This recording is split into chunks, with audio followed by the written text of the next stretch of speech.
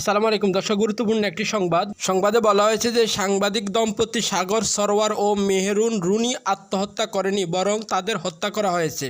আর চাঞ্চল্যকর এই হত্যাকাণ্ডে অংশ নেন দুজন, তবে ডিএনএ অস্পষ্টতা হত্যাকারীদের শনাক্ত করা যাচ্ছে না। আলোচিত এই হত্যাকাণ্ডের ঘটনায় গঠিত টাস্কফোর্সের তদন্ত প্রতিবেদনে উঠে এসেছে এসব তথ্য। প্রতিবেদন থেকে জানা গেছে, তদন্ত দাম্পত্য কলহ, চুরি বা পেশাগত কারণে খুনের তথ্য পায়নি টাস্কফোর্স। বিশেরার রিপোর্টেও চেতনানাশক বা বিষ জাতীয় কিছু পাওয়া যায়নি। রান্নাঘরে থাকা ছুরি ও বটি দিয়ে হত্যা করা হয় তাদের। ক্ষত নিয়ে অনেকক্ষণ জীবিত ছিলেন তারা।